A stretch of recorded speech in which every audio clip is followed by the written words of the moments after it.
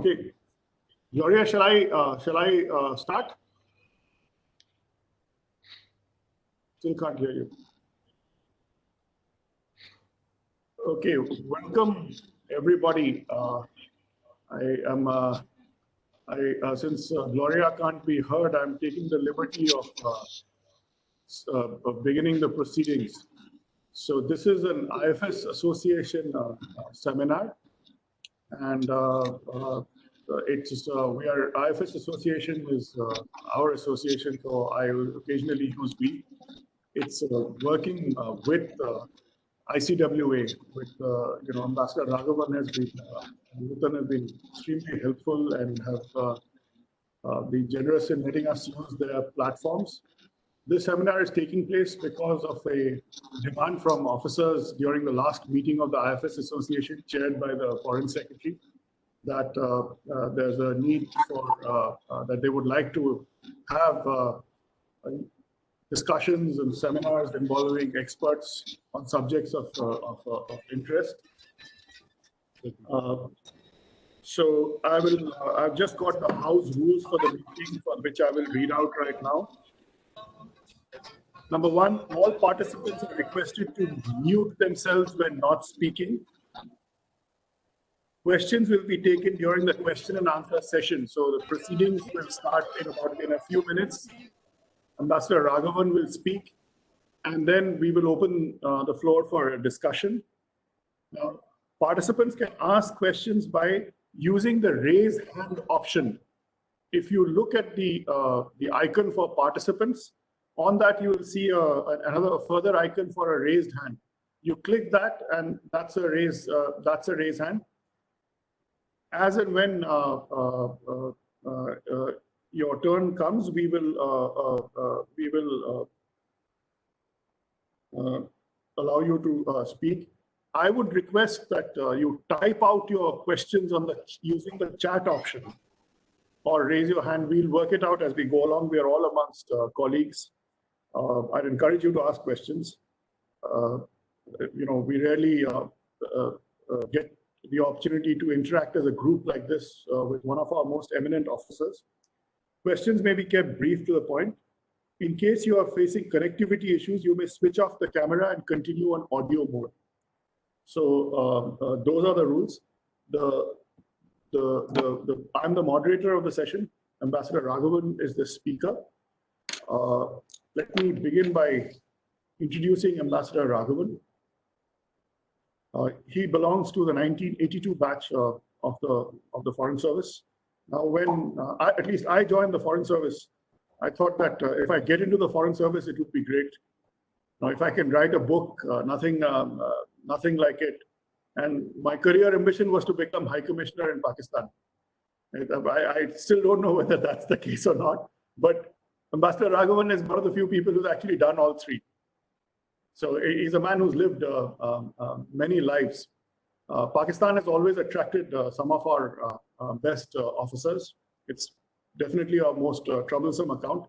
And there is almost nobody in the service who has the kind of experience that Ambassador Raghavan has in dealing with Pakistan. He was both the DHC and High Commissioner and JS Spy. When we joined the service, Ambassador Raghavan was then he was Director EMO, if I remember correctly, and Director Finance before that. So it's a glittering career with very few parallels in the service. And I've read two of his books, The Attendant Lords and The People Next Door. He's written one recently.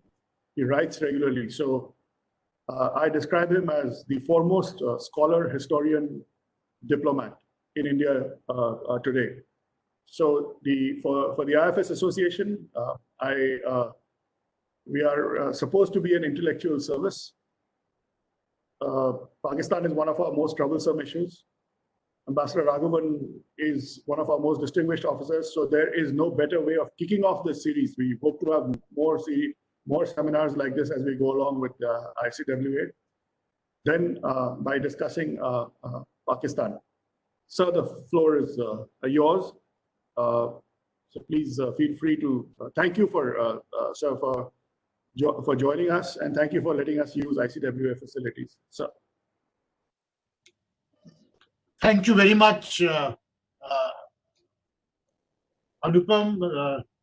Thank you, Nutan, for putting this all together. Thank you, Gloria, for inviting me, and I'm very honored and also somewhat deeply flattered to be invited by the IFS Association to share some ideas and thoughts about Pakistan. I, of course, look upon this meeting with a certain amount of nostalgia and sentiment, since there are innumerable meetings of this kind which I have attended, and I'm very happy to see so many colleagues, old and new, here. And thank you, Arun. Thank you, Janesh.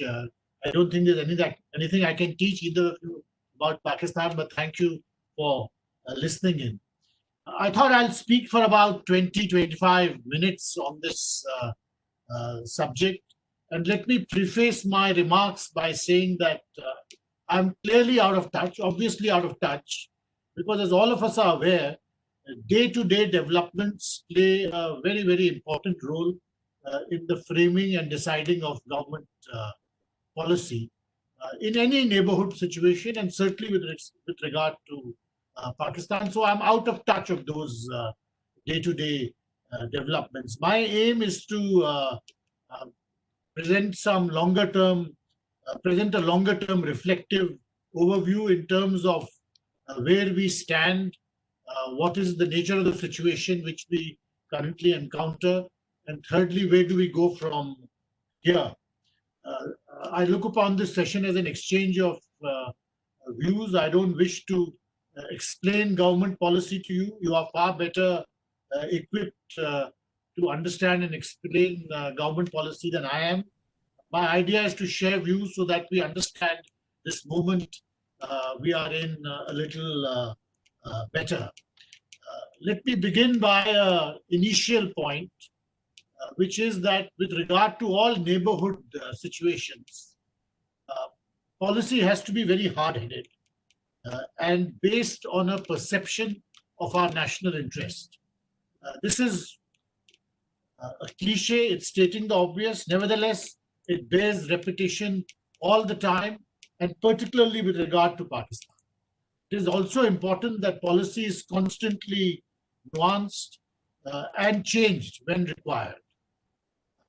To my mind, our job, or rather your job now, is to fight very hard to keep the distinction between what policy actually is and what is put out for public perception. I think this distinction between the realities of policy and what policy appears to be is something which is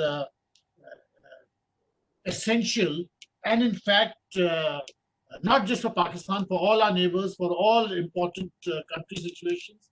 And really, it is where the role of diplomacy and the role of policy making in the Ministry of External Affairs is essential. I mean, I think that is the most important function of your function, that what policy appears to be and what policy is, that distinction, that space in between these two themes has to be inhabited by you and you alone. And let me begin with a quotation which I knew about because it was an Ambassador Satyavrata Pal's handing over note, but I never used because I thought it's part of a confidential note. But then fortunately I came across an article which he wrote for India Quarterly where he used that particular phrase he had used in his handing over note, but also expands it a little. So may I have the first slide, please? And Ambassador Satyavrata Pal, as all of you know, was a very, very distinguished Foreign Service officer, one of the most brilliant products of his generation, a former High Commissioner to Pakistan. And I think this quote of his is something which we should bear in mind when we talk about the space between what policy actually is and how it is projected. Because in the case of Pakistan, in my view, this distinction is often lost, particularly because it is a subject on which there is so much public interest. Now, when you read this quote, you will understand that Ambassador Paul was a master of crafting the elegant phrase, the wonderful epigram. But really, this view that sometimes people who don't understand the realities of policy play a disproportionate role in influencing it is something which we have to bear in mind all the time when we discuss Pakistan. Let me talk a little bit about the present moment we are presently situated in. Now, certainly this moment appears to be exceptional. It appears in many ways to be unique for a whole variety of reasons. Firstly, we are in the midst of a major geopolitical churn. We are seeing before our eyes a structural shift taking place in global politics, and with the rise of China. Now, I can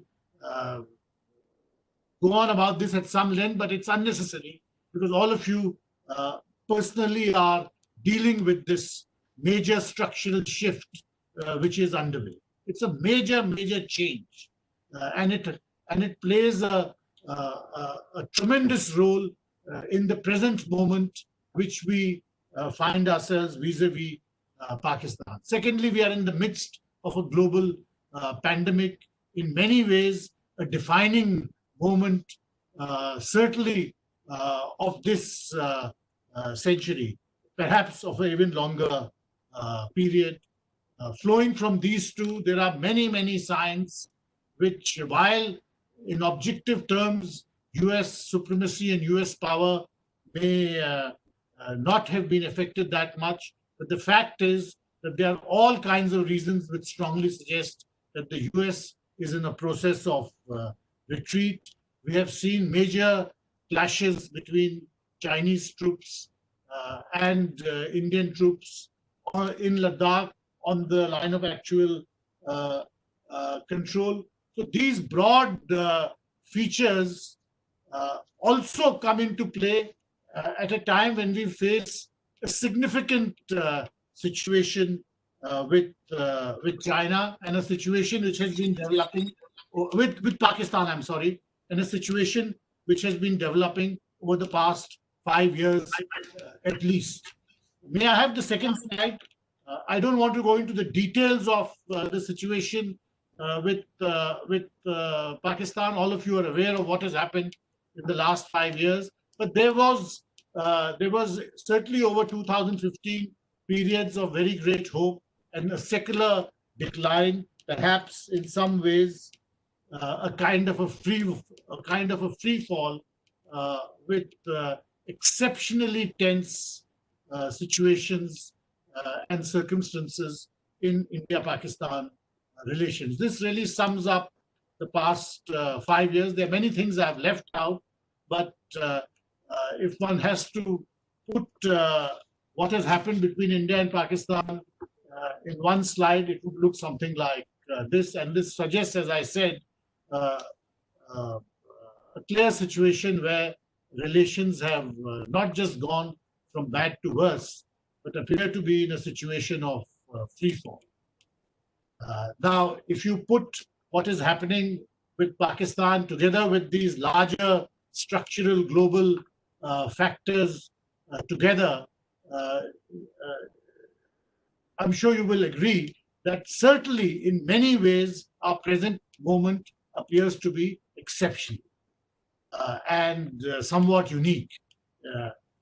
And certainly, if one looks at the intensity of the clashes, if you look at the scale of the geopolitical churn of global geopolitical shift we are in the midst of, and you look at the other contingent factors which have come into play, the India-China interface, the Pakistan-China interface, what is happening in Afghanistan, it does appear that the India-Pakistan matrix has a somewhat exceptional character just now. Now, the title I had chosen was that Are We Doomed to the Past? And I would like to now offer a contrarian view, really to set the stage for our discussing India-Pakistan relations. I would like to offer a contrarian view that in fact this moment is not exceptional. And in India-Pakistan relations, there have been many times when the situation has been as bad. Obviously, there have been times when you have been at war, but also there have been situations when things have been in similar free fall. But in fact, if one looks closely at the diplomatic history of India and Pakistan, there have also been times when your relationship has been in a situation of a free fall, very tense, no clear indication of where things are going to go or how bad they are going to get, in a wider framework of similar geopolitical crisis, geopolitical churn, changing balance of power, and so on. And really, if one looks at the period roughly between 1990 and 1996, 1997, you will find an almost exact fit of the situation we are in today since mid-2015, late 2015, last 5 or 6 years or so. And let me again give you just one more slide, which will capture what I said about the first half of the 1990s. May I have slide 3, please? And really, you see in beginning from 1990, a similar geopolitical churn. And for those of you who don't know the details, 1989, the Berlin Wall came down, the Cold War ended, and it was very clear that something very, very fundamental is happening in the Soviet Union. By 1991, it was clear that the Soviet Union is cracking down. At the same time, you have a Soviet withdrawal from Afghanistan from 1998 onwards, and factors related to that, and the beginnings of the insurgency in Jammu and Kashmir. There was a midterm. There was an election in India, general election in India in 1989. The second non-Congress government came to power. VP Singh was the prime minister. Mufti Muhammad Sayyid was sworn in as home minister. Within a week, his daughter was kidnapped in Srinagar, and you had the beginnings of an insurgency in Jammu and Kashmir, which continue up to today. So you have a very, very intense regional situation in Jammu and Kashmir. This in turn led to the possibilities many people felt of a full-scale war between Pakistan and India, and the risk of a possible nuclear confrontation. This period, roughly in 1990, also coincided with a grave internal crisis in Pakistan itself. Ziaul Haq had died in a plane crash some time ago. Benazir Bhutto had been sworn to, had come into power. Her government was done away by the military, by a quasi-coup, and so on and so forth. In brief, 1990 is defined by many IR specialists as constituting a compound crisis.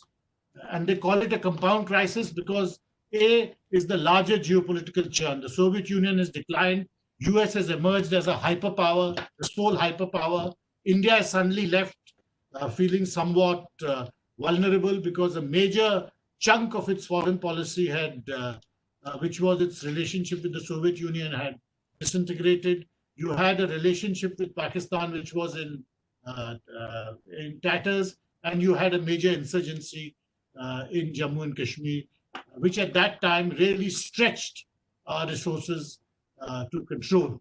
Now, there were many other factors which one can put in. This was also the time when the Babri Masjid agitation, which reached a peak in December 1992, was rolling out. It was a time of great polarization. in India, all of which also impacted India-Pakistan relations in different ways. So the similarities with what has been happening between India and Pakistan in the last 3 or 4 years should not be lost. You also had in India a great deal of concern at that time about external powers and the role they could play, because the United States, for some reason, appeared to be signaling a major change in policy. And we had an Assistant Secretary of State who made public remarks tantamounting to the fact that the instrument of accession by which Jammu and Kashmir had acceded to India was not a valid document. That in turn had led to the Parliament of India both houses jointly adopting a resolution declaring that the entire state of Jammu and Kashmir was the integral part of India, etc., etc. When all the factors which we read about in our books really happen at this time, compressed into a period of 3 or 4 years. The internationalization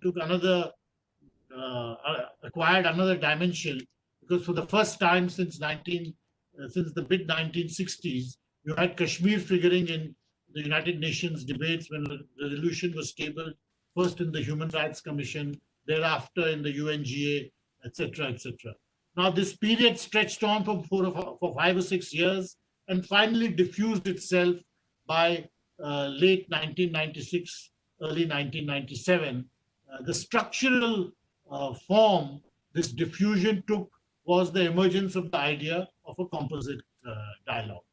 But my point was that if we compare the first few years of the 1990s and look at what the present situation we are in, both in terms of India-Pakistan relations, but also in terms of a wider geopolitical shift and churn, there are many similarities.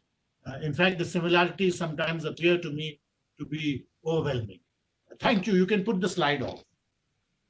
So let me now come to the third point, the third part of my lecture, that given this current situation we are in, given the parallels which they are to the past, where do we go from here? And this really is the million-dollar question with regard to Pakistan, because our own internal political dynamics and our external perceptions and external policies merge, and it is while this happens with the case of all our neighbors, it is especially so with regard to Pakistan. What is very clear is that at some stage a new normal will have to be established. This phase will end with the establishment of a new normal. To my mind, we are too close to the crisis, or we are still in the midst of this crisis, to define what this, or to predict what this new normal would look like. But certainly, as I said, the crisis of the first half of the 1990s diffused itself through the establishment of a new normal, which took the form of the composite dialogue process. That process, of course, is dead and buried, and there is no chance of its revival. But nevertheless, there will be a new normal established at some stage. And my view is that your jobs are really to be thinking about that new normal. Because yes, of course, you have to deal with the tactical situation as it exists today, because that is something pressing. That is a requirement which cannot be put aside. But I think it's important to keep in mind that a crisis by its very nature cannot go on forever. It cannot, it's not an endless loop. It has a beginning, it has a middle, and it has an end. And even while we are handling the crisis, we should be thinking about what happens after the crisis ends. Usually, in India-Pakistan issues, the crises have ended not with a professional input. And this is my own impression and my gut feeling, that crises end not with a professional input from the Ministry of External Affairs, based on a calibrated and a surgical analysis of the situation. Normally, India-Pakistan crises have ended with political initiatives. And when the crisis, and that is really the best way for a crisis to end, because then there is no before what happened earlier. It's a political initiative. It comes like a bolt from the blue for most people. But it is possible to see the signs which will indicate a political initiative coming. And then the question is that when that initiative comes, the crisis is diffused. What is the new normal going to be? And let me, I'm now running out of time, so let me just take 2 or 3 minutes in sharing my thoughts about what could be the elements of a new normal. And while this is nothing original, but I do think that we have to pay attention to some disturbing features which have acquired a life of their own in the India-Pakistan relationship. Now, it is inevitable that a relationship such as that we have with Pakistan will be greatly securitized. The history of Pakistan-India relations, the element of hostility which exists in Pakistan towards us makes it inevitable that there will be a largely securitized relationship. But we also have to be thinking about, do we want an excessively securitized relationship? And therefore, from that, the next question is, what is it that can be done to desecuritize it to the extent possible? And I say this because I do think it is in our interest that we deal with Pakistan only on the line of control, or we deal with Pakistan only by throwing out their spooks. I think if we limit ourselves, if we limit our interface to Pakistan to just these narrow elements, we will never be dealing with it on the basis of our strengths. And really, our strengths in India-Pakistan relations are not security related. And they can never be security related, because very obviously, if you look at the balance of forces between India and Pakistan, whether on the international boundary or on the line of control, these two forces match themselves. Man for man on the border, and I'm putting this simplistically, man for man on the border, the Pakistanis match you. Man for man on the line of control, the Pakistanis match us. It's a similar situation to what China faces with us on the line of actual control. That they may be in strategic terms, in economic terms, in terms of power projection, soft power, they may have assets and they may be a force much stronger than you are. But in strictly security terms and in dealing on the line of control, you match them. So there is no way they can do something. Chinese strengths come out because of the strengths of its economy and its ability to develop infrastructure, its soft power capabilities in our neighborhood, etc., etc. And those are precisely our strengths with dealing with Pakistan. And if we limit our interface only to security-related elements, we are putting ourselves at a disadvantage. So I think when we think about the new normal, it is very important we think about desecuritization. And maybe we can talk about that because I don't want to take too much time. Let me also close with 2 other remarks, which I always remind myself of also. The first of these is that India-Pakistan relations are not unique in themselves. Relations between neighboring countries can often be very difficult. And India-Pakistan relations are no exception to that. And there are numerous examples for that across the world. I don't know whether Janesh will remember, but at a function once in Islamabad, the South Korean embassy had hosted us for golf or a golf tournament, or maybe it was my farewell. And the South Korean ambassador made a somewhat, I think, unknowingly very perceptive speech when he said that I really envy Indians, their relations with Pakistan, and Pakistanis, their relations with India.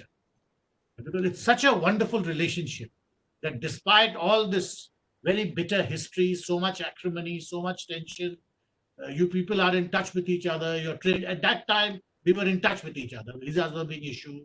There was $2.5 billion of trade.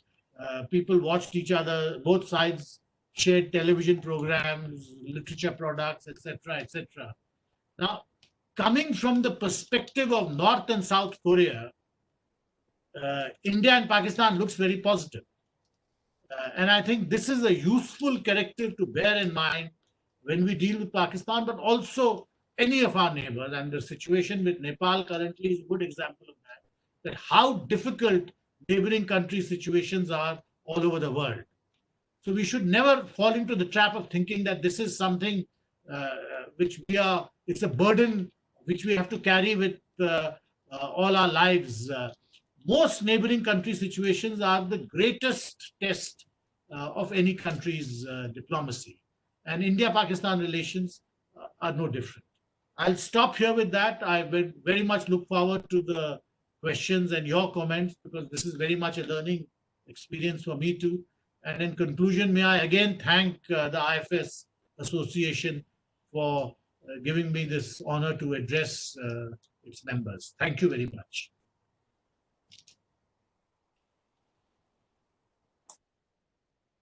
Thank you very much, sir. That was a masterly lecture, sir. I felt like I was back in the classroom. And so to those of you who watched Star Wars, it was a version of Yoda speak. So it was compressed wisdom in a very short time with very deep insights.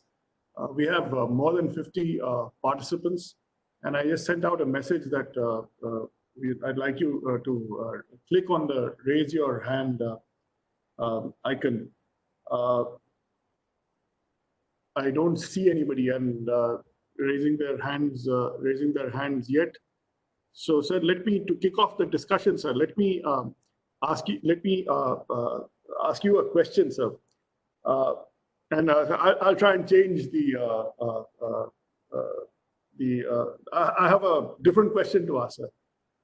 Since we are all, it's a rare opportunity for all of us to get together, sir. So, as High Commissioner in Pakistan and as JSPI, so what are the 2 or 3 most important, other than the broad historical guidance that you gave us at this stage? So the 2 or 3 most important impressions that you carry from your days at that time of the nature of the job, of what it was like day to day to deal with them. Anything that you would like to tell us, sir?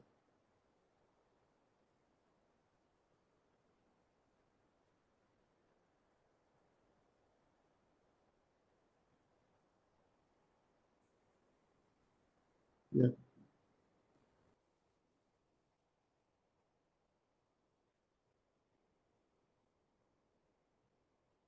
Sir, you are muted, sir. Sir, you are muted, sir. Am I audible now? Yes, sir, you are audible, sir.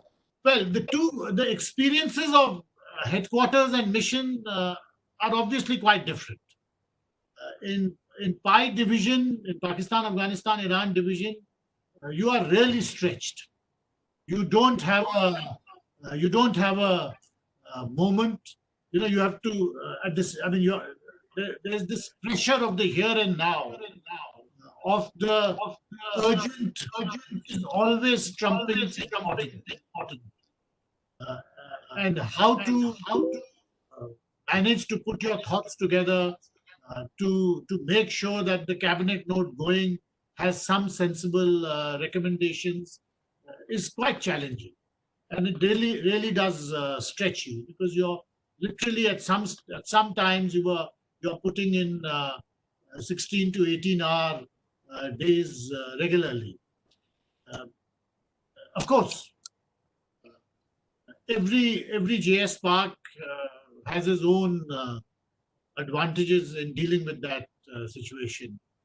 I was lucky because I had come from Pakistan. I could devote more time to Afghanistan and Iran. Some others have come from Afghanistan. They've had more time, therefore, to deal with Iran. But the three together is quite a substantial and meaty chunk. So it's a most enjoyable post. I don't have any particular advice because, every situation is different and there's nothing much can say which is relevant. What I enjoyed most about my division was the huge wealth of historical data it had. And I would begin my day, I told NGO that every day you have to bring me 5 old files. And it was like it's a very good beginning to see. And it was very useful because it constantly reminded you that the situation you are in is not you. We have been through this cycle many times before. And no matter how far down, how bad relations are, at some stage, and the demand on you, when you have to manage the upswing. So negativity dealing with Pakistan is not a good idea for professional diplomats. This is my takeaway of my time in Pi division.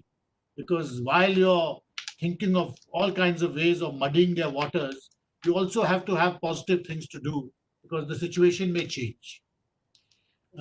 In Islamabad, the situation, of course, is different because in many ways you're like a goldfish in a bowl. Everyone is looking at you. Everyone is watching what you're doing. And everything which you say is being assessed in a way which is not simply unfair, but is totally fanciful. And I remember, and I say this because it's important to keep sane about these things. Many of our assessments of Pakistan are sometimes ludicrous. And similarly, when you're in Islamabad, you realize how wrong Pakistani assessments are about you. And you're the same kind of, your mental bandwidths are similar. There's no reason to think that you are somehow so much better that you are not making major errors of judgment or sometimes ludicrous errors of judgment in evaluating Pakistanis or what is happening in Pakistan or in assessing Pakistani behavior. Therefore, I think sanity is very, very important. And one should not jump to the worst conclusion on the basis of fanciful analysis. Thank you, sir. Thank you, sir. So I have a number of questions that have come in. So the first question was from Arun Chatterjee, sir, Additional Secretary. We have more than 50 participants even now. So he has two sets of questions. The first was, what about people-to-people contacts and track 2 dialogues? His next set of questions is, so that how do you view the future of PM Imran Khan? Has he tried to improve bilateral ties through the opening of the Kartarpur corridor? And what is the impact that it has on the people of Punjab and India? So 2 questions, basically track 1.5, track 2, people to people. And the second is Imran Khan and his current initiatives on Kartarpur and the effect on Punjab and Well, India. both very good questions. Thank you, Arun. Well, people-to-people contacts is it's an odd situation in the last 4 or 5 years. Our major trump card in dealing with Pakistan traditionally used to be people-to-people contacts, because basically Pakistanis, and I'm sure they still are, but were desperate to come to India for short visits, for holidays, for meeting people, for all kinds of reasons. And this desperation increased even more in the 90s and the early years of this century, as it became very difficult for them to travel to other countries. The internal situation in Pakistan deteriorated and so on and so forth. So one of the major things which you had in your hand was visa power. And for many years, the Pakistanis understood this. They knew that the major card India has is people-to-people contacts, and they used to put up all kinds of barriers. And this goes back to the 1950s. Because what they saw was that India as a cultural hegemon, it is a card which is entirely India's to play, and they had to take up defensive positions. Now, what has happened in the last 4 or 5 years is that we have really gone very, very strict on visas. And I think there was a time in 2016 or 2017 that for the first time in 70 years, to my knowledge at least, the Pakistanis were issuing more visas than we were. And certainly by 2017 or 2018, this was the situation. So as I said, this people-to-people contacts is a major card. I'm not saying we can play it tomorrow. The present situation obviously doesn't permit for it. But it is a major card for us. And it is the second or third string to our bow, and we should always keep it in mind. It's not something that we should run down.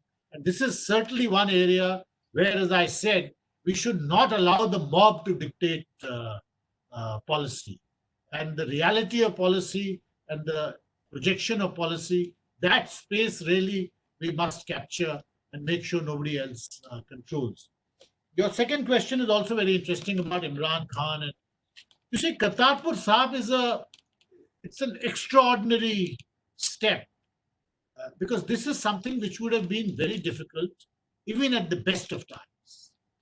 We tried to do this in 2004, 2005, 2006. It was tried earlier during the time of the Lahore bus diplomacy initiative in 1998, 99, and it was found to be too difficult.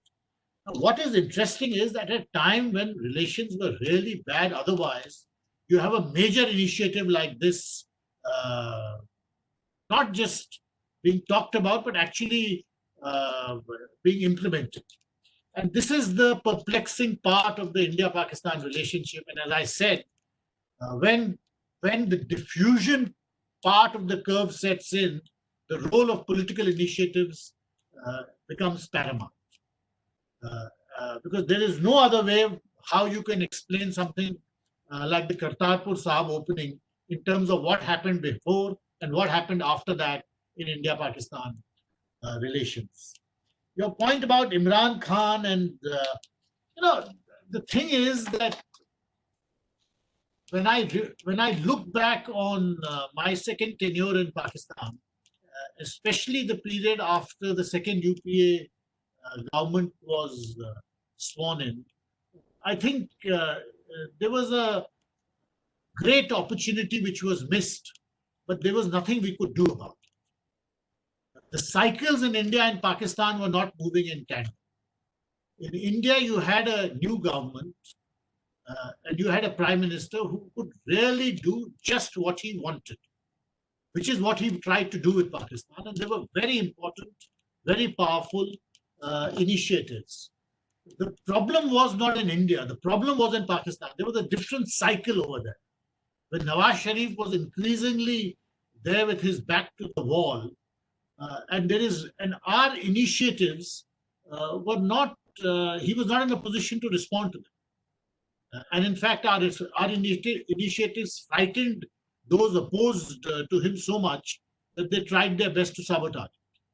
So it's a rare moment when cycles both in India and Pakistan match each other. And when they do, things happen very quickly. So while deterioration in India-Pakistan relations is swift, improvement can be equally swift. But it's a question of these two different biorhythms moving in tandem. I think Imran Khan's maybe he had the right ideas on India-Pakistan relations, because he has a maverick kind of background. He has a great faith in his charismatic speech. But I doubt very much that he had the bandwidth to put all the pieces in place to make sure that relations could be put on a stable footing. This may be a somewhat cynical assessment. I'm sure there are others who will disagree. But nevertheless, that is my impression about Imran. I think the real possibilities which were there were with Nawaz Sharif, because he understood the system well enough to make sure that the pieces were lined in the right order. And it's unfortunate that he didn't have the political capacity to line them. So the next question, thank you, sir. So the next question I have is from Rahul Bhatt. I think he's 20, I don't know, so 2018 batch. So his question is, he brings in Kashmir, sir, which is important. So I want to understand the current situation in Kashmir. Are we winning Kashmir? As we have been hearing, terror in South Kashmir is on the verge of ending. Is Pak losing Kashmir as we see some of the comments coming from across the border? Or are we missing something in our assessment of the current situation in the valley, especially in the face of emergence of new terror fronts like TRF, etc.? Here's a subsequent question about how do you view the resignation of Gilani from the Hurriyat and the separatist faction of the separatist movement going forth hereafter? So these are the questions that he has relating to the situation in You see, with Kashmir, there are always two aspects, or they always were two aspects. One is the internal dynamics, about which, frankly, we in the Ministry of External Affairs don't always know as much as we should. I hope the situation is better now, but my impression is that we are not fully, either we don't have enough knowledge, and certainly we are not in a position to do much about the internal dynamics in Kashmir. The second aspect of Kashmir is external, which is Pakistan related, but also the fallout of that from time to time. Now, Kashmir is a highly divisive subject in our own political discourse.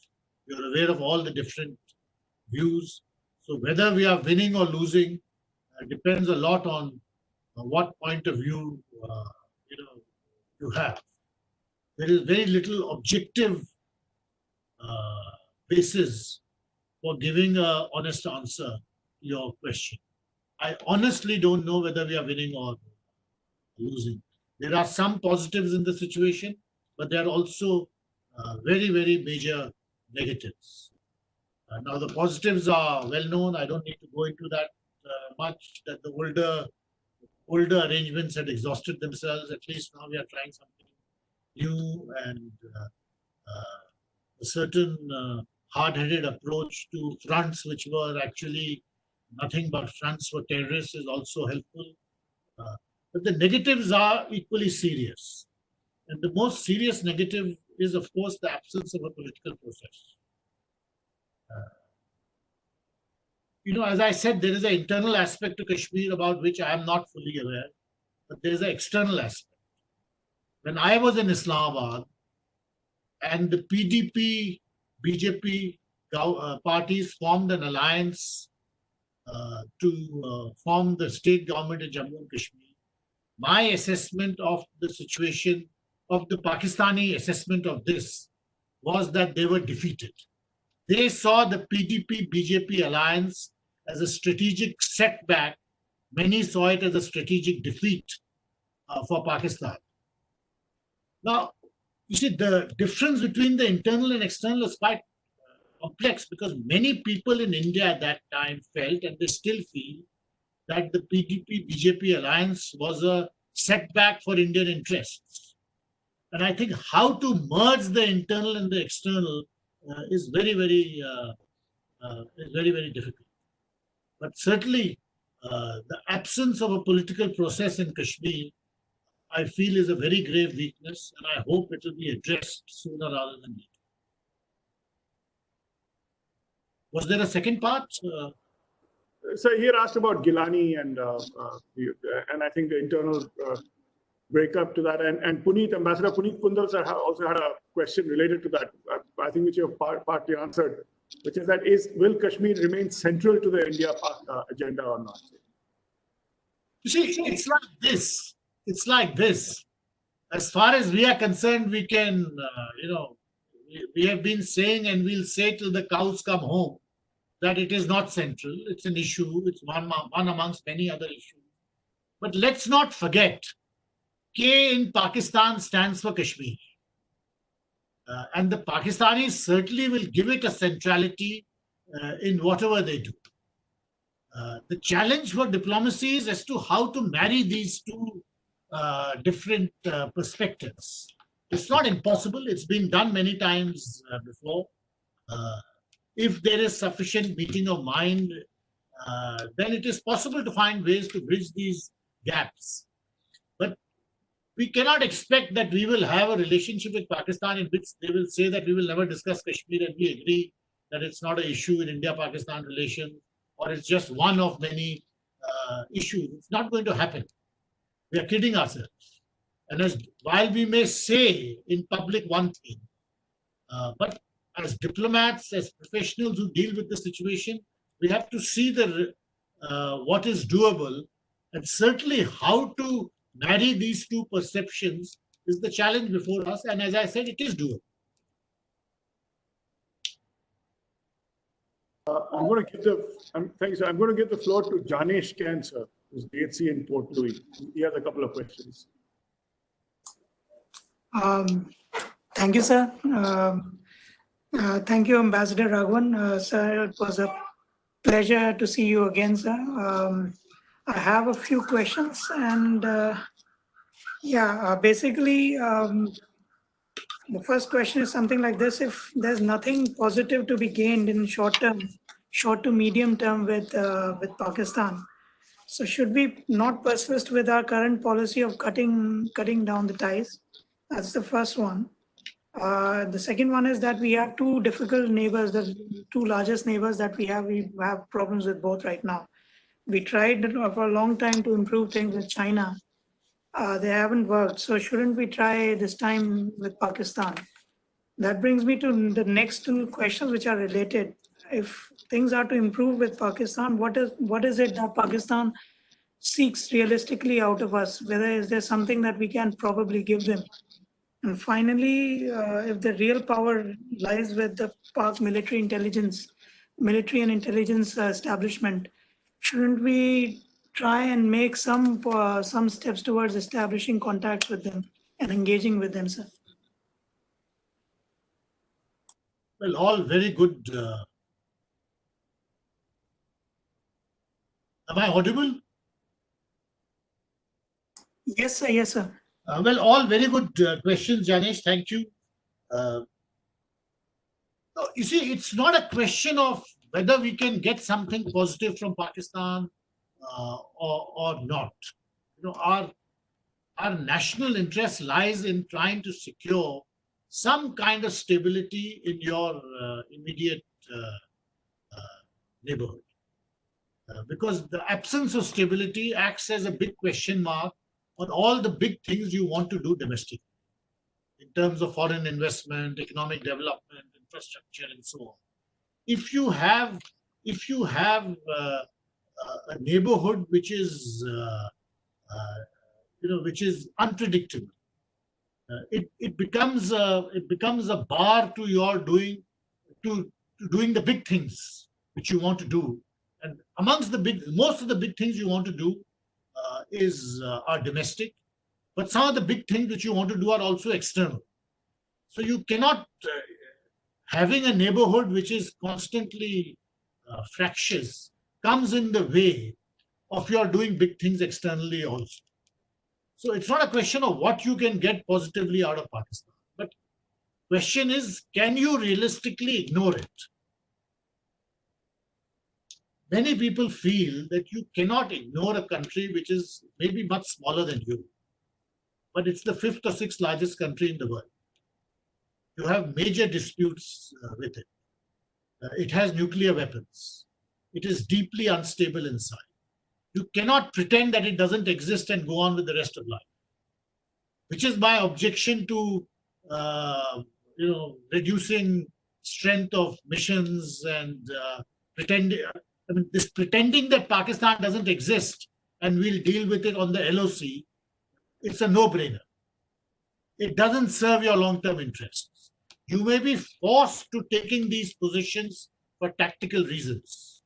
If there are terrorists coming in, you obviously have to deal with them on the LOC. If the guys are getting frisky on the LOC, obviously you have to give a robust response. But that doesn't, tactical responses don't constitute policy. In your long-term strategic interest, you cannot go on ignoring Pakistan and pretending it doesn't exist, because it does. And then there's the cliche that you can't change your neighbors. So if you can't change your neighbors, then you have to deal with them. So I think a lot of the public debate, and often very well-informed public debate, including in think tanks, and basically overlooks this point, because they proceed on the assumption that you're big enough to just pretend it doesn't exist. It's not so, because it has effects down the line, I mean, all the way down. And while the Pakistanis, it is true that there's nothing positive you're going to get out of it.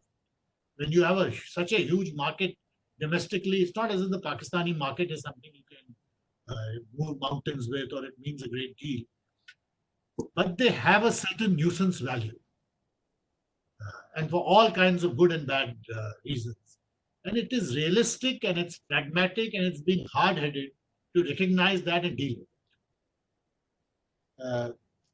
Your other question, your other point was about...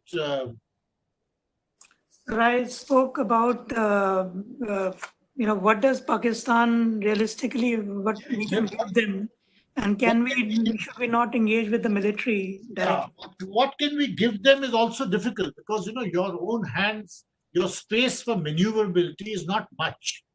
It's not as if you have some ready-made gives. There are no low-hanging fruits in that sense. There are many low-hanging fruits, but there are no low-hanging fruits which will satisfy them for more than a few weeks.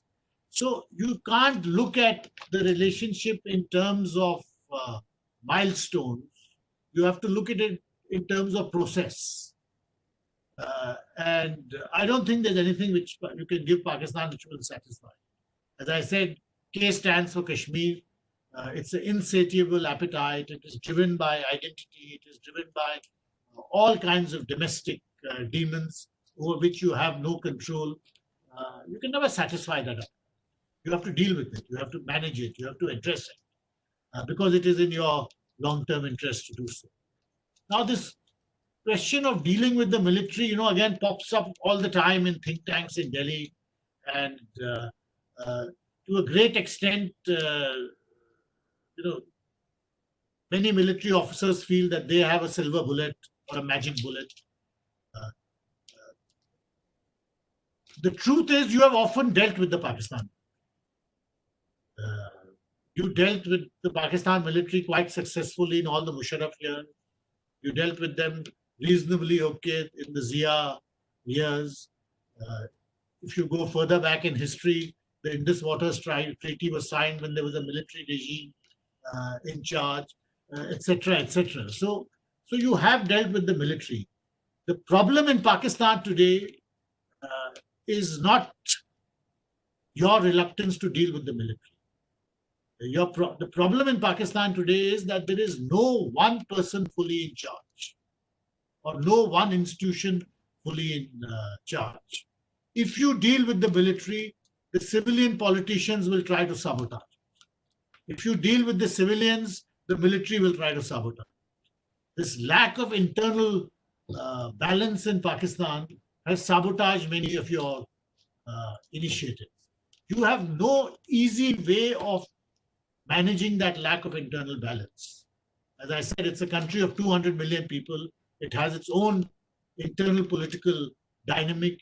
Your capacity to influence that dynamic is very limited.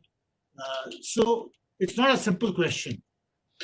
But yes, I think as part of developing wider contacts with Pakistan, if the Pakistan military feels that, no, we want to talk, I don't think we should be purists about it and say only diplomats should talk. No. The record is that the Pakistan military doesn't want to deal with you. Because when it deals with India, it thinks like a political party. and they want to be the purest of the pure. So they would rather deal with you through the Foreign Office. And I don't think we should try to come in the way of that. I mean, it's very clear in all our dealings when you deal with the Foreign Ministry. It's not as if the military is not aware of what is happening. And they have a major input in all the things which are done. Thank you, sir. Thank you, sir. So I have a question from Harshvardhan of 2016 batch and a question from Vikram Grewal of 2019 batch. So Harshvardhan's question is, what role does social media activism and news channels play in our relationship with Pakistan? And Vikram Grewal's question is a more factual one. So he wants to know what is the Salah complex that you talk about in your book, sir? The Salah complex was to do with a hydroelectric project which we were constructing on the Chenab River in Salah. Now, this was in the early 70s. The Pakistanis objected, saying that this is against the provisions of the Indus Water Treaty, and this dam will affect downstream river flows. Sometime around 1976, the view developed in the Ministry of External Affairs that something has to be done to break the logjam with Pakistan. You see, what had happened was you had signed Simla in 1972, and then nothing happened for 4 years.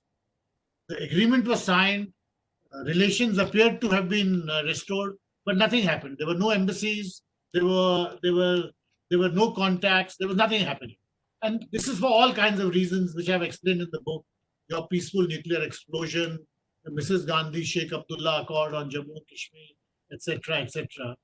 But at that time, the government felt that no, we should take an initiative. The Foreign Secretary was sent to Pakistan, and he felt that if we give them a bit on this hydroelectric project, if we lower the height of the dam a bit, it will help in pushing the whole process forward. And he was strong enough to override the very strong objections from the Ministry of Power and Irrigation and from all the engineers, because who said that if you lower the dam height, it will increase silting and the project's life will reduce to a very short period. Now, the power engineers are very unhappy that the Ministry of External Affairs had ridden roughshod over them, and they started this view that the Foreign Secretary agreed to this because he was worried about Pakistan taking the arbitration route to resolving this dispute, and India didn't want to internationalize anything to do with Pakistan, and therefore we succumbed to this pressure. And that is for years afterwards, anyone who was a little flexible on Pakistan was termed as having the Salah complex. That is really the background. The other question was about, I'm sorry, what was the first part, Anupam? It was about the impact of social media and this 24-hour news cycle. Well, I think the impact of the media,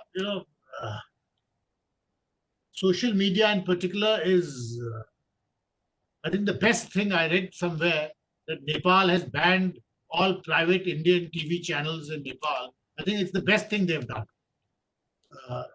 If you look at some of the debates, both on Pakistani TV channels and Indian TV channels, it is bizarre. And in the current situation, social media and even mainstream media, the role is somewhat negative. But I feel that, there's nothing we can do about this. This is a fact of life we must live with. The social media, controlling it, trying to suppress it, trying to exclude it from a large part of your foreign policy, firstly, is not doable. Even if it were, it would have effects which are far more negative than the problem itself. So I think we have to live with it and let it, I think in the past year, the effect of this is in fact reduced because people also develop immunity to these WhatsApp syndromes and so on. So it's negative, but I think we have to live with it. There's nothing much which can be done.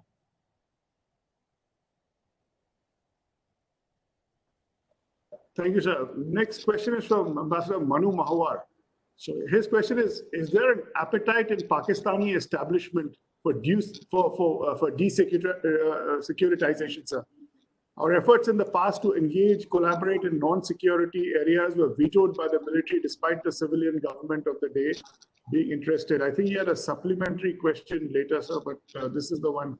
Manu, you want to come online and ask it? Anupam, I think you have already read my question, but just to say, sir, it was an excellent presentation. Delighted to listen to your views and insights, and I hope this initiative will continue. So thanks to ICWA and PPR division for this initiative and the association. Well, thank you, Ambassador. Thank you very much, Manu. Excellent question. I think at the present moment, as of today, I don't think there is any appetite for desecuritization in Pakistan. The sense in Pakistan is that they have you on the mat. They feel that because of Jammu and Kashmir, because of this exaggerated disinformation which they've been able to project about communal polarization in India, even before the trouble with China began, they thought that they have managed to put pressure on you to a very great extent and turn the tables. They also feel that the international situation is in their favor. They have seen the worst of the US pressure through. If you remember Donald Trump's New Year tweet about Pakistan, the Pakistanis feel that they have traveled a really long distance from that. They feel the situation in Afghanistan is turning their way. They are very secure in their relationship with China. So all these factors, quite apart from the China clashes now, I don't think there is any appetite. They feel that there's no reason we should keep up the pressure on India. And at the present moment, any effort on our part will be interpreted quite correctly as a sign of weakness, both by domestic public opinion as also by Pakistanis themselves. So I don't think any immediate initiative is possible. But if you look at a longer term sense, a longer term picture, yes, there is appetite for desecuritization. I think India-Pakistan trade didn't work that well. But it worked much better than people think. And it could have worked even much more, it could have worked even better than that if we had put in enough effort into it. The fault was more on our side. It's easy to blame the Pakistanis that they didn't give MFN while we had extended MFN. The fact is that the balance of trade was hugely in our favor. And it was our non-tariff barriers which were keeping many Pakistani exports out. Now, one major part of desecuritization was developing a trade economic relationship. There have been, there are 3 or 4 elements in desecuritization. In fact, if you look at the situation today, only one has worked. The 4 attempts to desecuritize our relationship has been firstly in the form of the Indus Waters Treaty, which was to some extent a success. The second was trade and economic cooperation. That has failed because right now nothing is happening. Maybe it will revive again, but we will have to do much more on that side. It's not a simple question of MFN. The third was the Iran-Pakistan-India gas pipeline, which failed. And the fourth is broadly in the cultural sphere, where you have enormous, even today, it doesn't mean much, but if you see most Pakistani authors, they are desperate to get published in India the way our authors are desperate to get published in the United States or in the United Kingdom. You know, in many senses, you're the cultural hegemon in Pakistan. So in a long-term sense, I think desecuritization has to remain very much part of our agenda. Sir, if I could just follow up, one effort was made in 2013 when Nawaz Sharif came to power. And at that time, we seriously tried to supply power and gas. This was really an opportunity, and the situation was also conducive. But despite everything being in place, military essentially vetoed it. So the question is that even if we pass this critical juncture where we are in a situation of almost conflict, and even if we were to make attempts, is there really an appetite in the establishment? So what I'm saying is that when we try to desecuritize the agenda, there has to be a reciprocal gesture from the Pakistani side. What would make that work? You see, I would think that you will never get 100% success. You're quite right about the power line and the efforts which were made, and it almost succeeded, but it failed. But other areas have succeeded. You were importing at one time huge amounts of cement from 4G cements. So I don't think everything will succeed, but it is a painless card in your which you have. You know, it is true every initiative will not succeed, but some will succeed. But it is playing to your strengths, and you have to keep persisting.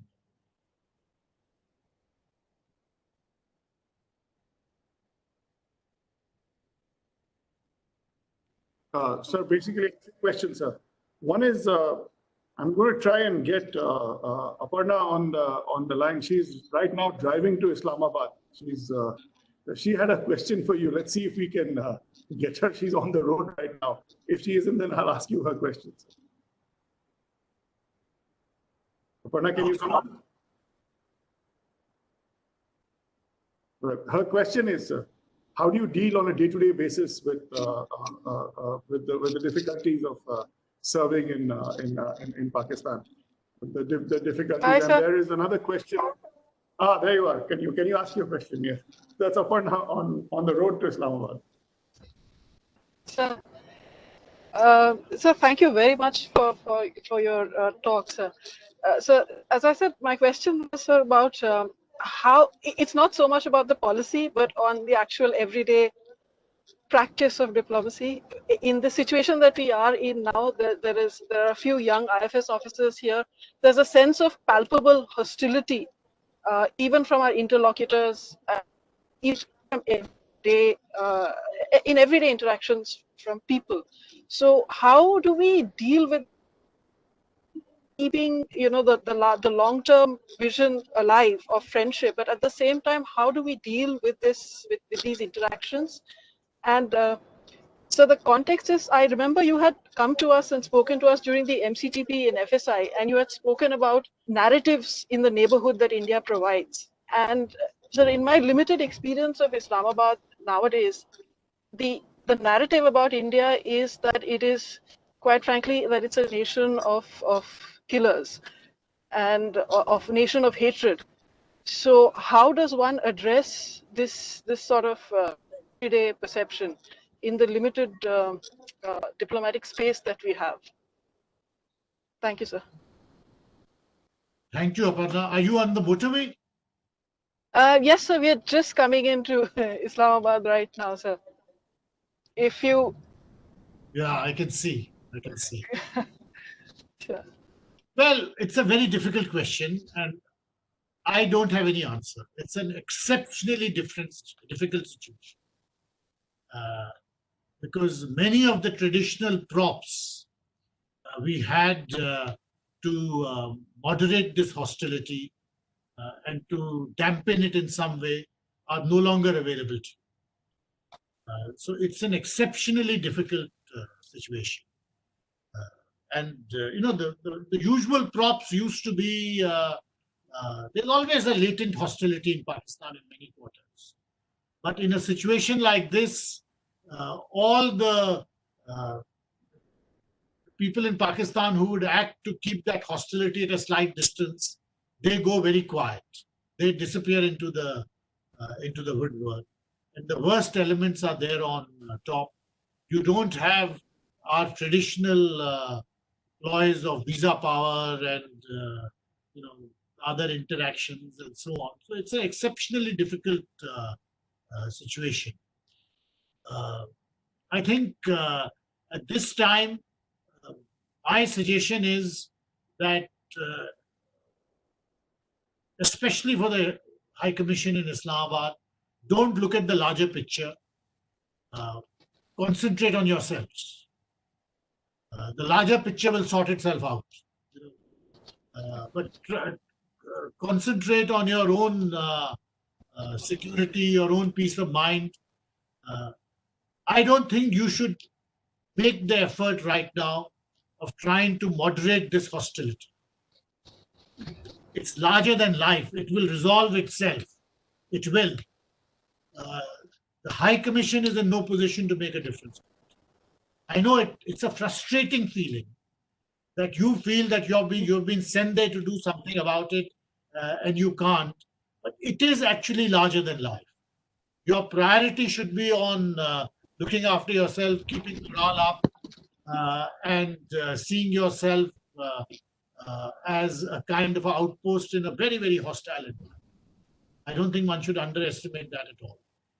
It will resolve itself, of that I'm sure. And when it changes, it will change very quickly. And you'll suddenly find that you're the flavor of the season again. But I don't think we should make any extra effort in Islamabad at this stage. Because you can't also be out of sync with policy. So I think it's an exceptionally difficult situation. In many ways, it's an equally difficult situation for the Pakistan High Commission in Delhi. But in Islamabad, I know you face it much more strongly than because it's a different kind of city than Delhi is. So I think in this environment, just shrink your agenda. Don't worry too much about the larger issues. They'll resolve themselves. Thank you, sir. Thank you very much, sir. If you, I have a question from two officers, Ranjana Mary Verghese and Rav Praveen Singh, I think from 28 batch, and it's about China. It's basically what role does China play in the relationship, sir? And so then we will be completing about an hour and 30 minutes by the time we finish. So it's up to you, sir. I mean, the number of participants is still at about 50. So, if you have a few more minutes, then I'm happy to. It's a great opportunity for me to meet so many people. Right, sir. So China, sir.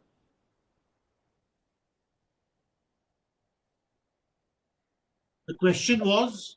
So it's basically, the question has come out in two ways, but it's basically what role does China play in India-Pak relations, sir? And that's I would like to know how much Pakistan is emboldened by China's rise. To what extent will they be publicly willing to join hands with China against India, especially in the context of Chinese incursions in the northern sector? That's from Ranjana Mary Verghese, which I gather from 2019 batch, sir, which is the latest batch, sir. And the other is from Rav Praveen Singh 2018 batch, which is on similar lines. So it's the role of what role China plays in this. You see, this is something which is being discussed everywhere, that what happens if we suddenly face a two-front situation. Will China and Pakistan are coordinating moves politically, of course, for some time. That's no surprise because they are strategic partners. But will it mean a more tactical military coordination? Nobody has a clear answer, at least I don't. My feeling is that neither country sees it in its interest just now to expand the contested area. So I don't think China sees it in its interest or neither does it see the requirement to bring Pakistan into the current situation and make it triangular. I think the Pakistanis also feel that the present situation suits them well enough. There may be some hotheads who will want to push the envelope further, but I think their overall assessment will be that the present situation with India under pressure from China and for a host of domestic reasons, including the pandemic, there's no reason for them to get more involved in this current issue. You see, don't forget the Pakistanis have a pretty clear and cunning view of their own self-interest. And they're a deeply suspicious and distrustful strategic mindset.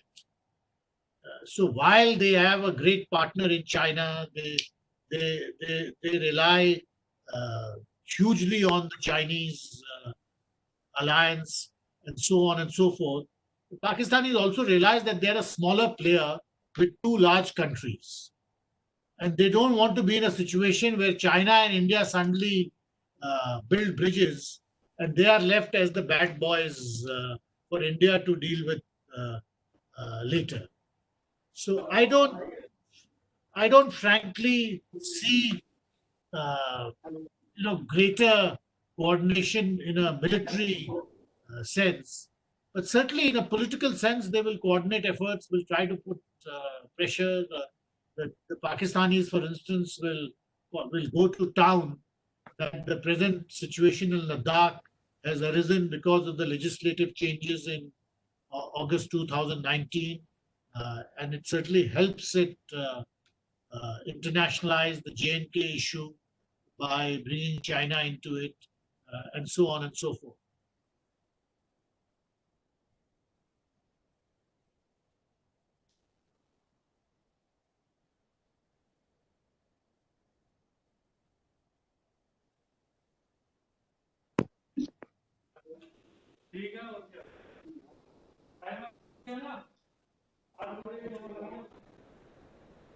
Sorry, sir. Sir, the next question is from Mayantara in Seoul. Her question is, how do you deal with how do you react to Pakistani efforts to sabotage the economic integration of South Asia?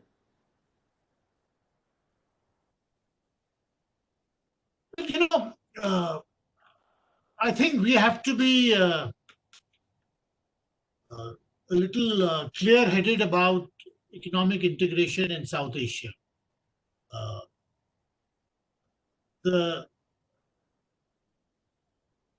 It is true that Pakistan stood in the way of full implementation of SAFTA. And certainly, it is also true that they never gave the clear political signal of putting their weight behind greater economic integration. And that political signal would have been in the form of their according MFN to us. So that is so. But it is also a fact that what the Pakistanis say with regard to trade with India is something which all our other South Asian neighbors also say.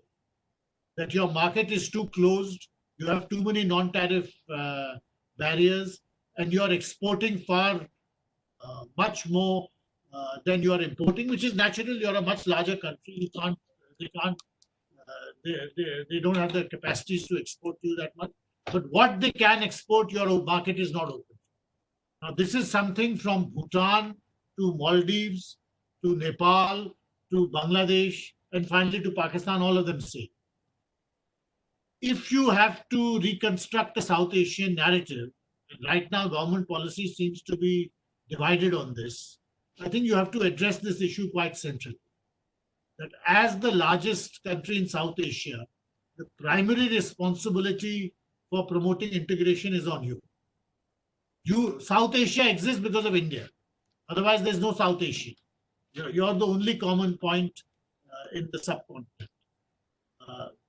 So I think we should be a little hard-headed and realistic when looking at this issue. Now, traditionally, the Ministry of External Affairs has taken a pretty open view. The resistance to a more systemic opening up of our economy has come from Ministry of Commerce and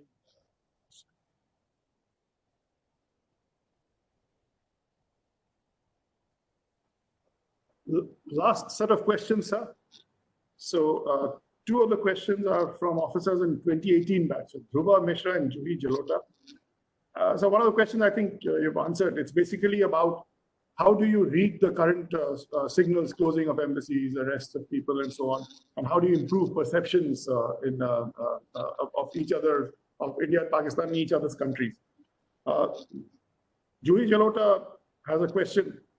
She wants to get a posting to Pakistan, sir, and she's asking your advice on how to prepare best for it. And then we have the last question, sir, which is, I think it's, I'll ask that if it's okay with you, sir. It's, I suppose this is the way to close. It's a variation on Manu's question. It's how long do you think that the Pakistani military will hold on, sir, as the as a bad boy in the relationship, so to say, sir? Those are the questions. I think perceptions are the point about perception. You know, as Aparna said, perceptions are very, very negative just now, both in Pakistan and in India. And this is not unique. It's been there before many times. Some people could say that the situation has often been worse than what it is now, but in my view, we are pretty near the rock bottom, short of being at war. So I don't think perceptions will change easily on their own. Perceptions will change very quickly, and please mark my words, perceptions will change very quickly with a change in the political environment. So it's not so much popular perceptions which require changing, but really the political environment has to change, because with that, political signaling will change, and once political signaling will change, popular narratives will change. That is the way the sequence is going to be. This is not going to be public opinion operating autonomously of political initiative or government policy. Both India and Pakistan are deeply nationalistic people. Public opinion will not be at odds with. There may be a few fringe sections, you know, which to this day will swear and will disagree with the government policy, but they are fringe elements. Mainstream public opinion will follow mainstream political posturing. So I think perceptions will change with the political environment. Well, you should certainly, I think there's no queue to go to Islamabad, as far as I know. And there's not been for some time. So it's a, you know, I found it an exceptionally rewarding experience for the simple reason that you look at yourself in a mirror and you're seeing yourself the way others see you. And it's a very, very interesting process to go through. You rarely have that experience. You have it in all our neighborhood postings, but in Pakistan, what makes it doubly interesting and exciting is that they have a totally opposite worldview than what you have. So, so you not only are looking at yourself in a mirror, but you're also questioning the image you see. So it's a very interesting posting, and I'm sure if you want to go, I do. As I said, I don't think there's a queue. The third one was, I'm sorry, Anupam, I've got hold, I forget. The third question, sir, and one more has come in, I think, sir, and I would like to put it, and then we close, sir. So the third question is, and they're related in a sense, sir, how long will the Pakistani military essentially, sir, continue on this course of being anti-India? And the last question was about Afghanistan, sir. What role does how does the whole thing play out in Afghanistan, Pakistan interest in Afghanistan? You see, the Pakistan military will always be a factor in Pakistan. It always has been, and it always will be. So it's a given. But the role of the military in Pakistan politics is changing. In the good old days, in the 80s and 70s and 60s, even in the 90s, when the army chief felt that he needed a new prime minister, action would take place in a week. It took 3 or 4 years to get rid of Nawaz Sharif and his party. You know, that itself, and it could only be done by bringing elements of the judiciary on board, starting a whole new front under Imran Khan. What it shows is that Pakistan has changed. Governance in Pakistan, society in Pakistan has become much more complex. And the military has a lot of heavy lifting to do before it gets its own way.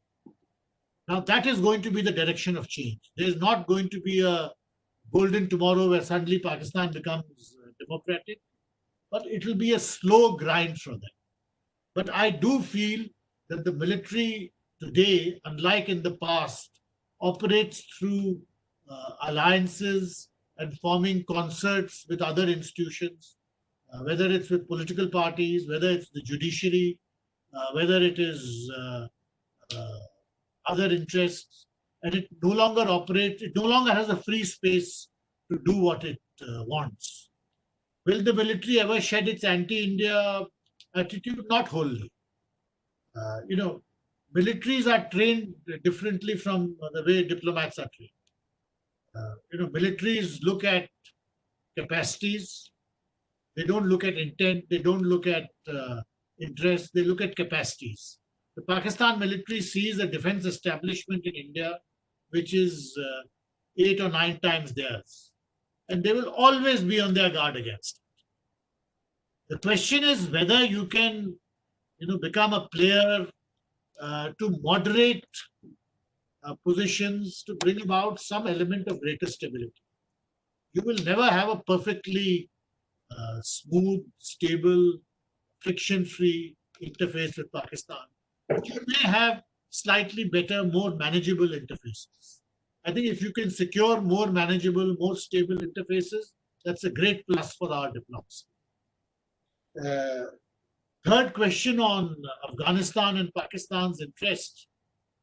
You see, if you want to understand the dysfunctionality of Pakistan, you have to see its Afghanistan policy.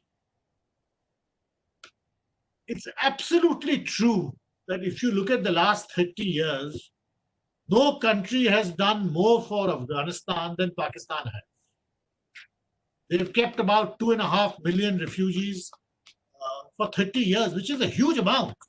You know, it's like 2.5 million refugees, given the size of Pakistan's population, is something like India keeping 15 million refugees for 30 years.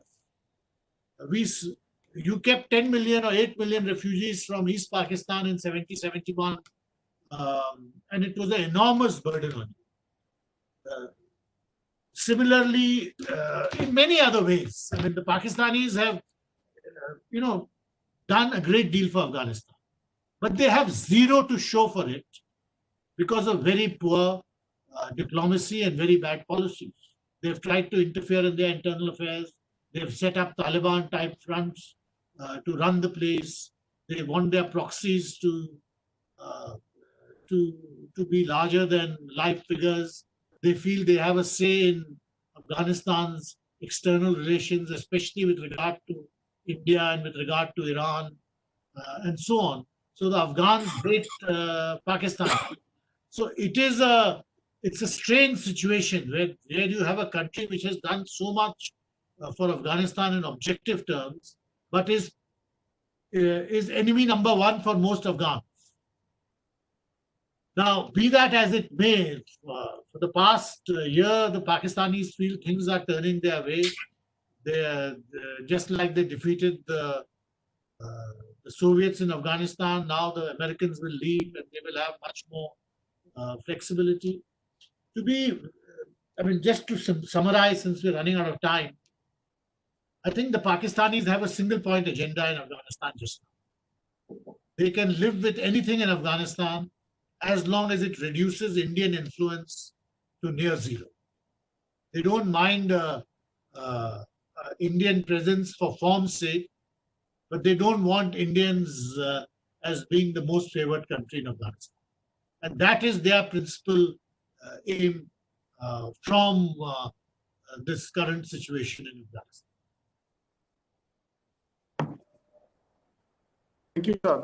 That was all the questions. And before I hand over the floor to Gloria, sir, to give the vote of thanks, allow me to say, sir, that this was a lesson for me, sir, and I benefited enormously from it. And I think I speak on behalf of the entire service, sir, that we hope that we continue to produce Pakistan experts and diplomats of your caliber, sir. We really learned a lot by watching you. Thank you, sir. And Gloria.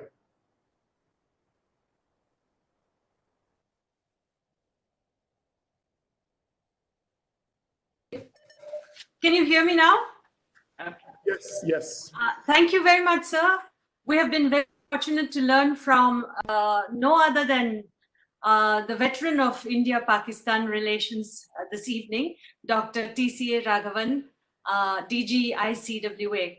Thank you, sir, for a very informative lecture. And, you know, as we can see from the length of this webinar, the really enthusiasm and with which you have answered all the questions really is something to show for your expertise and you know, the wealth of information that you also have, and not only information, but your experience. This webinar is IFS Association's first series that in the course of this year that we will be conducting with in collaboration with the ICWA. And we thank the ICWA for partnering with us. And we're really grateful, sir, that you've kicked off this session very well. And it looks, this is really very promising. And I'm sure many more colleagues will also join us in the future. And we look forward to their enthusiastic participation. I request members also to suggest topics for which you would like to, you know, hold these types of discussions and seminars. I also thank Dr. Anupam Ray, JSPPNR, for having moderated this evening session, and also Mrs. Nutan Mahavar for facilitating the interaction and making all these arrangements possible. I also thank all the group coordinators for the IFSA Association in different batches who have been very helpful in disseminating this information. We're grateful for your support, and we continue to rely on your support. Thank you, ladies and gentlemen, for joining us across the world, and have a very good weekend. And thank you once again for your participation. Thank you. Thank you. Thank you very much. Thank you.